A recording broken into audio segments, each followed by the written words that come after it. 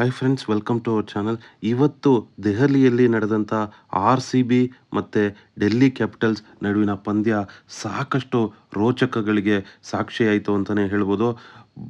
Actually ಅಲ್ಲಿ ಡೆಲ್ಲಿ ಕ್ಯಾಪಿಟಲ್ಸ್ನ ವಿರುದ್ಧ R C B ಅತ್ಯುತ್ತಮ ಹೋರಾಟವನ್ನು ನಡೆಸಿತ್ತು. ರೀಚಾ ಘೋಷ್ ಅವರು 29 ಎಸೆತಗಳಲ್ಲಿ 51 ರನ್ಗಳನ್ನು ಗಳಿಸಿದರು.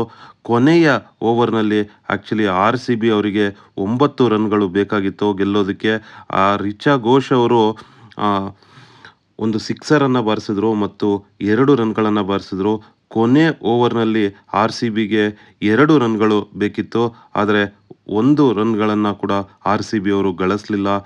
ಅಲ್ಲಿ ರಿಚಾ ಘೋಷ್ ಅವರು ರನ್ಔಟ್ ಆಗಿ ಹೊರಗಡೆ ಹೋಗ್ತಾರೆ. ಮ್ಯಾಚು ಡ್ರಾ ಕೂಡ ಆಗಲಿಲ್ಲ. ಡೆಲ್ಲಿ ಕ್ಯಾಪಿಟಲ್ಸ್ ಗೆದ್ದರು. So last over thrilling match ಆಗಿತ್ತು. ಸಿಕ್ಕಾಪಟ್ಟೆ ಮ್ಯಾಚು ಚೆನ್ನಾಗಿತ್ತು. ಆ್ಯಕ್ಚುಲಿ ಆರ್ ಸಿ ಬಿ ಅವ್ರ ಕಡೆಯಿಂದ ಉತ್ತಮವಾದಂಥ ಒಂದು ಹೋರಾಟ ಇತ್ತು. ಟಾಸ್ ಕೂಡ ಡೆಲ್ಲಿ ಕ್ಯಾಪಿಟಲ್ಸ್ ಅವರೇ ಗೆದ್ದರು. ಸೊ ಡೆಲ್ಲಿ ಕ್ಯಾಪಿಟಲ್ಸ್ ಅವರು ಟಾಸನ್ನು ಗೆದ್ದು ಬ್ಯಾಟಿಂಗನ್ನು ಆಯ್ಕೆ ಮಾಡಿಕೊಂಡ್ರು. ಮೆಗ್ ಲ್ಯಾನಿಂಗ್ ಅವರು ಹೇಳಿದ್ರು, ಪಿಚ್ಚು ಚೆನ್ನಾಗಿದೆ, ಅದಕ್ಕೋಸ್ಕರ ನಾನು ಬ್ಯಾಟಿಂಗನ್ನು ಆಯ್ಕೆ ಮಾಡ್ಕೊಳ್ತಾ ಇದ್ದೀನಿ ಅಂತ. ಆ್ಯಕ್ಚುಲಿ ಸ್ಮೃತಿ ಮಂದಾನ ಅವರು ಕೂಡ ನಾವು ಮೊದಲು ಬ್ಯಾಟ್ ಮಾಡಬೇಕಾಗಿತ್ತು.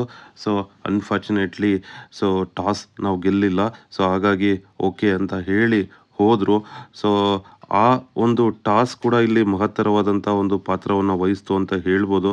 ಆದರೂ ಕೂಡ ಆರ್ ಸಿ ಬಿ ಕೊನೆ ಓವರ್ನವರೆಗೆ ಉತ್ತಮವಾಗಿ ಆಡ್ತು. ರಿಚಾ ಘೋಷ್ ಅವರು 50 ರನ್ಸ್ಗಳನ್ನು ಗಳಿಸಿದರೆ ಪೆರಿ ಅವರು 49 ರನ್ಗಳನ್ನು ಗಳಿಸಿದರು ಕೇವಲ 32 ಬಾಲ್ಗಳಲ್ಲಿ.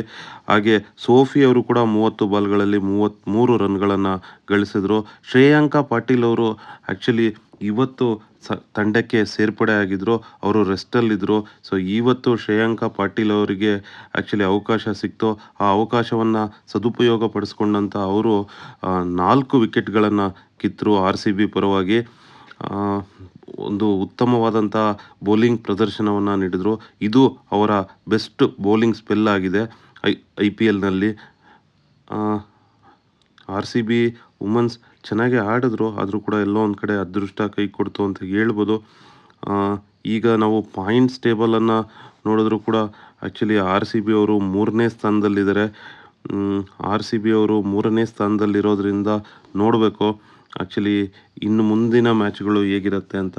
ಆ್ಯಕ್ಚುಲಿ ಇವತ್ತಿನ ಮ್ಯಾಚನ್ನು ಗೆದ್ದಿದ್ದರೆ ಸ್ವಲ್ಪ ಆರ್ ಸಿ ಬಿಯ ಮಟ್ಟಿಗೆ ಚೆನ್ನಾಗಿರ್ತಿತ್ತು ಅಂತ ಅನಿಸುತ್ತೆ. ಆದರೆ ಆರ್ ಸಿ ಬಿ ಈ ಮ್ಯಾಚನ್ನು ಗೆದ್ದಿಲ್ಲ. ಹಾಗಾಗಿ ಸ್ವಲ್ಪ ಆರ್ ಸಿ ಬಿ ಅವರಿಗೆ ಇದು ಮುಳುವಾಗುತ್ತೆ ಅಂತಲೇ ಹೇಳ್ಬೋದು ಒಂದು ಕಡೆಯಿಂದ. ಯಾಕಂದರೆ ಪಾಯಿಂಟ್ಸ್ ಟೇಬಲ್ನಲ್ಲಿ ಡೆಲ್ಲಿ ಕ್ಯಾಪಿಟಲ್ಸ್ ಈಗ 1ನೇ ಸ್ಥಾನದಲ್ಲಿದೆ. ಮುಂಬೈ ಇಂಡಿಯನ್ಸ್ 2ನೇ ಸ್ಥಾನದಲ್ಲಿದ್ದರೆ ಆರ್ ಸಿ ಬಿ ಅವರು 3ನೇ ಸ್ಥಾನದಲ್ಲಿದ್ದಾರೆ. ಈಗ ಸದ್ಯಕ್ಕೆ ಆರ್ ಸಿ ಬಿಯ ಗೆಲುವು ಯು ಪಿ ವಾರಿಯರ್ಸ್ನ ಮೇಲೆ. ಆ್ಯಕ್ಚುಲಿ ಯು ಪಿ ವಾರಿಯರ್ಸ್ ಅವರು ಕೂಡ ಸೋತರೆ ಆಗ ಆರ್ ಸಿ ಬಿಗೆ ಒಂದು ಅವಕಾಶ ಇರುತ್ತೆ. ನೋಡಬೇಕು ಏನಾಗತ್ತೆ. ಆರ್ ಸಿ ಬಿ ಅವರು ಫೈನಲ್ಗೆ ಬರ್ತಾರಾ, ಕಪ್ಪನ್ನು ಗೆಲ್ತಾರಾ ಅಂತ. ಇವತ್ತು ಗೆದ್ದಿದ್ದರೆ ಬಹುಶಃ ಫೈನಲ್ಗೆ ಹೋಗುವಂಥ ಸಾಧ್ಯತೆಗಳು ಸಾಕಷ್ಟು ಇತ್ತು. ಇವತ್ತಿನ ಪಂದ್ಯವನ್ನು ಸೋತಿರೋದ್ರಿಂದ ಎಲ್ಲೋ ಒಂದು ಕಡೆ ಆರ್ ಸಿ ಬಿ ಅವರಿಗೆ ಸೆಟ್ ಬ್ಯಾಕ್ ಆಗಿದೆ ಅಂತ ಅಂದ್ಕೊಳ್ತೀನಿ. ಸೊ ಆದರೆ ಯು ಪಿ ವಾರಿಯರ್ಸ್ ಅವರ ಪಂದ್ಯದ ಮೇಲೆ ಈಗ ಆರ್ ಸಿ ಬಿ ಡಿಪೆಂಡ್ ಆಗಬೇಕಾದಂಥ ಒಂದು ಪರಿಸ್ಥಿತಿ ಬಂದಿದೆ. ಹಾಗೆ ಇನ್ನೊಂದು ಪಂದ್ಯವನ್ನು ಗೆದ್ದು ಆರ್ ಸಿ ಬಿ ಫೈನಲ್ಗೆ ಸಾಗತ್ತಾ, ನೋಡೋಣ ಏನಾಗುತ್ತೆ ಅಂತ. ಮತ್ತೊಂದು ಕಡೆ ನಿನ್ನೆ ಮ್ಯಾಚಲ್ಲಿ ಆ್ಯಕ್ಚುಲಿ ಹರ್ಮನ್ ಪ್ರೀತ್ ಕೌರ್ ಅವರು ಒಂದು ಅದ್ಭುತ ಕ್ಯಾಪ್ಟನ್ಸಿ ನಾಕನ್ನು ಆಡಿದ್ರು. 95 ರನ್ಗಳನ್ನು ಬಾರಿಸಿದ್ರು. ಆಲ್ರೆಡಿ ನಾಟ್ಔಟ್ ಕೂಡ ಅವರು. ಆಲ್ರೆಡಿ ಸೆಂಚುರಿ ಹತ್ತಿರಕ್ಕೆ ಬಂದಿದ್ದರು, ಆದರೆ ಸೆಂಚುರಿಯನ್ನು ಬಾರಿಸಲಿಲ್ಲ. ಈ ಟೂರ್ನಿಯಲ್ಲಿ ಹರ್ಮನ್ ಪ್ರೀತ್ ಕೌರ್ ಅವರು ಬಾರಿಸಿದ 95 ರನ್ಗಳೇನಿದೆ ಅದೇ ಈ ಟೂರ್ನಮೆಂಟ್ನ ಅತ್ಯಧಿಕ ರನ್ಗಳು ಅಂತ ಹೇಳ್ಬೋದು. ನಿಜಕ್ಕೂ ಕಳೆದ ಬಾರಿ ಕೂಡ ಮುಂಬೈ ಇಂಡಿಯನ್ಸ್ ಅತ್ಯುತ್ತಮವಾಗಿ ಆಡಿತ್ತು, ಟ್ರೋಫಿಯನ್ನು ಕೂಡ ಗೆದ್ದುಕೊಂಡಿತ್ತು. ಹರ್ಮನ್ ಪ್ರೀತ್ ಕೌರ್ ಅವರು ಅವರ ಒಂದು ಎಕ್ಸ್ಪೀರಿಯನ್ಸನ್ನು ಧಾರೆ ಎರೆದು ನಿನ್ನೆ ಮುಂಬೈ ಇಂಡಿಯನ್ಸ್ಗೆ ಒಂದು ಅದ್ಭುತವಾದಂಥ ಒಂದು ಮ್ಯಾಚನ್ನು ಗೆದ್ದುಕೊಟ್ರು ಅಂತ ಹೇಳ್ಬೋದು. ಅವರ 95 ರನ್ಗಳ ಒಂದು ನಾಕ್ ಏನಿದೆ ಅದು ಮುಂಬೈ ಇಂಡಿಯನ್ಸ್ಗೆ ಪಂದ್ಯವನ್ನು ಗೆಲ್ಲೋದಕ್ಕೆ ಸಾಕಷ್ಟು ಹೆಲ್ಪ್ ಮಾಡ್ತು ಅಂತ ಹೇಳಿದ್ರೆ ತಪ್ಪಾಗೋದಿಲ್ಲ. ಇದ್ರ ಬಗ್ಗೆ ನಿಮ್ಮ ಅನಿಸಿಕೆ ಏನು ಅನ್ನೋದನ್ನು ತಿಳಿಸಿ ಕಮೆಂಟ್ನಲ್ಲಿ. ಆ್ಯಕ್ಚುಲಿ ಹರ್ಮನ್ ಪ್ರೀತ್ ಕೌರ್ ಅವರು ಸಾಕಷ್ಟು ಸಿಕ್ಸರ್ ಮತ್ತು 4ಗಳನ್ನು ಬಾರಿಸಿದ್ರು.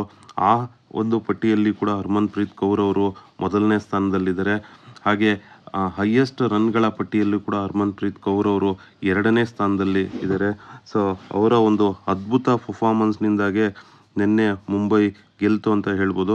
ನಿನ್ನೆ ಮುಂಬೈ ಗೆದ್ದಿದ್ರಿಂದ ಆ್ಯಕ್ಚುಲಿ ಇವತ್ತು ಬೆಳಗ್ಗೆ ನೋಡಿದ್ರೆ ಮುಂಬೈ ಅವರು ಮೊದಲನೇ ಸ್ಥಾನದಲ್ಲಿದ್ದರು. DC 2ನೇ ಸ್ಥಾನದಲ್ಲಿತ್ತು. ಆದರೆ ಇವತ್ತು ಬೆಂಗಳೂರಿನ ವಿರುದ್ಧ 1 ರನ್‌ಗಳ ಗೆಲುವನ್ನು ಸಾಧಿಸಿದಂಥ DC ಈಗ ಪಾಯಿಂಟ್ಸ್ ಟೇಬಲ್‌ನಲ್ಲಿ ಮೊದಲನೇ ಸ್ಥಾನಕ್ಕೆ ಹೋಗಿದೆ. ಹಾಗಾಗಿ ಬೆಂಗಳೂರಿನ ಮಟ್ಟಿಗೆ UP ವಾರಿಯರ್ಸ್‌ನ ಪಂದ್ಯವನ್ನು ನಾವು ಕಾದು ನೋಡಬೇಕು. UP ವಾರಿಯರ್ಸ್ ಅವರು ಮುಂದಿನ ಪಂದ್ಯದಲ್ಲಿ ಯಾವ ರೀತಿ ಒಂದು ಪ್ರದರ್ಶನವನ್ನು ಕೊಡ್ತಾರೆ. ಸೊ ಆ ಒಂದು ಪ್ರದರ್ಶನದ ಮೇಲೆ RCBಯ ಒಂದು ಏನು ಫೈನಲ್ಗೆ ಹೋಗ್ತಾರಾ ಅಥವಾ ಇಲ್ವಾ ಅನ್ನೋದ್ರ ಬಗ್ಗೆ ನೋಡಬೇಕಾಗತ್ತೆ. Thank you friend. Thanks for watching our channel.